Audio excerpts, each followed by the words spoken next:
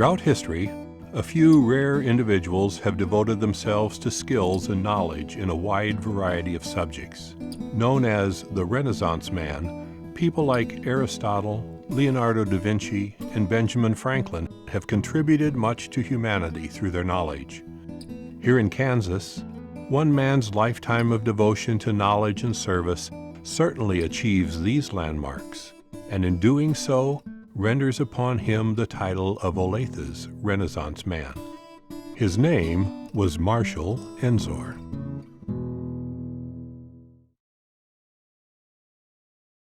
Jacob and Ida Ensor, both originally from Maryland, settled as newlyweds in Johnson County, Kansas in 1898.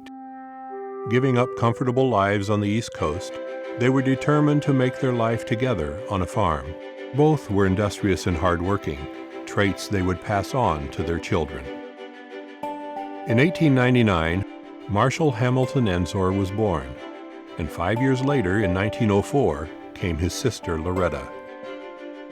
These two siblings would develop a close bond, and for the next 65 years, they journeyed together from obscure farm life to national recognition.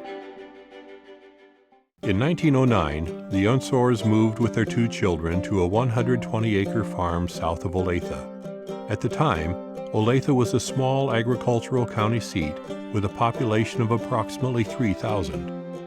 The family would labor the rest of their lives to develop their dairy farm.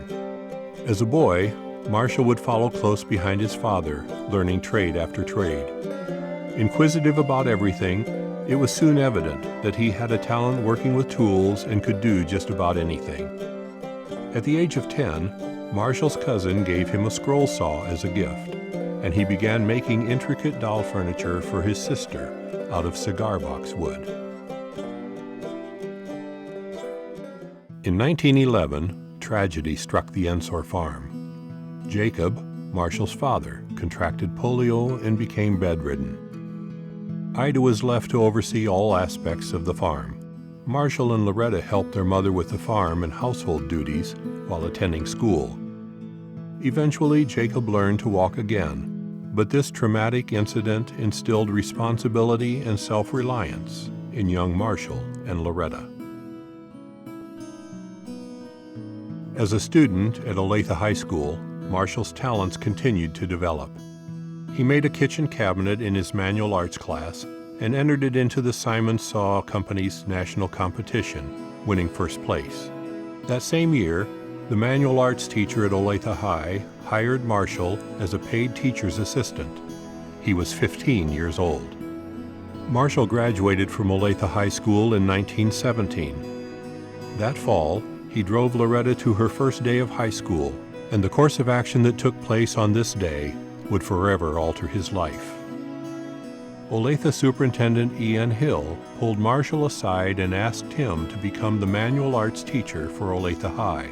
At the age of 19, Marshall Ensor became the Olathe School District's manual arts teacher, and for the next 46 years devoted himself to teaching thousands of Olathe students. Marshall's classes would include auto repair, photography, drafting, woodworking, alabaster, and welding. Marshall's vision separated him as a man ahead of his time. One skill Marshall took pride in above all others, and a skill he passed on to hundreds, if not thousands of students, was the emerging technology of radio. In the early 20th century, radio technology was new and very rare, but Marshall was fascinated. While he was still in high school, Marshall built a spark gap radio used to transmit and receive Morse code. In 1922, Marshall took the first-class radio operator's exam in Kansas City and established radio station 9BSP. He constructed a new radio and built an 80-foot antenna tower at the farm. Marshall wanted to teach his students this new technology, but the government regulations would not allow him to operate 9BSP from the school and his farm. Loretta would solve this problem. She followed her beloved brother and took the first-class radio exam and was granted the station call sign of 9UA. She was the first female to hold a license in Kansas. 9UA would also be the first school radio station in Kansas, and Loretta was its trustee. Marshall and Loretta continued to pioneer this new technology from their farm. Marshall added a radio room to the kitchen, a larger antenna tower, and a generator in the basement so Loretta could charge the radio batteries each day. In 1926, Loretta sat down at the radio and searched the airwaves for someone to talk to. That evening, she stumbled across an operator in Australia, and by chance became the first female voice to span the Pacific Ocean. Marshall met and fell in love with Ina Dana, a school teacher and librarian, and in 1930 they were married. She moved to the farm with the rest of the Ensor family, only to move out with Marshall several years later, when tensions flared between her and Loretta. Marshall and Ina bought a home in Olathe, near the high school. In 1934, Jacob, beloved father to Marshall and Loretta, died. His death left much responsibility on the farm. Marshall began to divide his time between his home in Olathe, the farm, and teaching. After World War I, it became evident that radio was an important tool for national progress. The American Radio Relay League sanctioned amateur operators across the nation to teach radio by using their own equipment to broadcast the lessons. Very few radio operators took to this task of volunteering their time. In 1929, Marshall began teaching radio by radio. Marshall, with Loretta filling in on occasion, would teach free of charge for the next 10 years every night during the winter months. One lesson a night, 7 days a week, for 50 lessons. Marshall and Loretta, over the course of a decade, taught an estimated 10,000 people the use of radio. They never missed a lesson. In New York, in 1937, William S. Paley, the head of Columbia Broadcasting System, otherwise known as CBS, chose to bestow an annual award to amateur radio operators. Known as the Paley Award, one individual each year would be selected based on the merits of their amateur radio service. In 1940, amongst thousands of operators, Marshall Ensor won the Paley Award for his dedication to teaching radio by radio. He and Loretta flew to New York to receive the award at a luncheon at the Waldorf Astoria Hotel. Loretta was invited to New York because she had substituted for Marshall and taught numerous lessons. At home, the Olathe Chamber of Commerce sponsored a dinner to celebrate Marshall's award, where he was honored by Olathe Mayor John Hartley. The delight from this accomplishment was unfortunately short-lived. Ida Ensor, the mother that taught Marshall and Loretta so much, died that same year. For the next 50 years, Loretta would live alone, and with Marshall's help, oversee the farm. When World War II began, Marshall was too old to be drafted, so he began writing letters to anyone he knew that could help him join the military. He was commissioned as a lieutenant commander in the United States Navy. He and Ina spent almost 3 years in Seattle, where one of his duties was to research and develop radio directional finding for the Navy. The directional finders that Marshall helped develop would later aid aircraft in finding German Wolfpack submarines hunting Allied ships in the Atlantic. After the war, he returned to Olathe, his students, and beloved farm. Fondly called Mr. Wizard by his students, he was the consummate encourager, telling them to do their best and then do more. He lived this motto out over the course of his teaching career as he did many extraordinary things.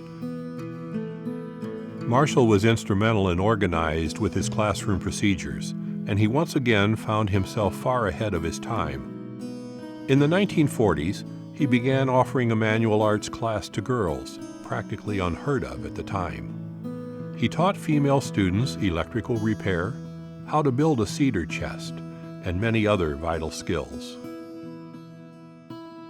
Marshall retired from teaching in 1965. After a lifetime of achievement, Marshall and Loretta decided to organize the farm into a museum to display their many accomplishments and to demonstrate the use of early radio. For a long career of teaching and devotion to the Olathe School District, Marshall was honored by having the Olathe High School, now Olathe North, athletic field named in his honor. It was a cherished moment to celebrate a life dedicated to learning and teaching. No one knew at the time that that life was about to end. On February 26, 1970, after 70 years of farm life, 46 years of teaching, 3 years of service in the Navy, and 54 years of amateur radio operation, Marshall H. Ensor died after a short illness. He was survived by his wife Ina and devoted sister Loretta. Loretta, still on the family farm, was now truly alone to manage all affairs of the new Ensor Museum and to maintain the farm. Determined to see the vision completed, she hired help on the farm and sought legal counsel. With Loretta's resolve, the museum was established and set up as a nonprofit trust. Loretta Ensor passed away in 1991. She never married, and Marshall and Ina had no children, so the story of the Ensor family in Olathe came to a close. When funds began to run low in the trust, the care of the Ensor Farm and Museum was taken over by the city of Olathe.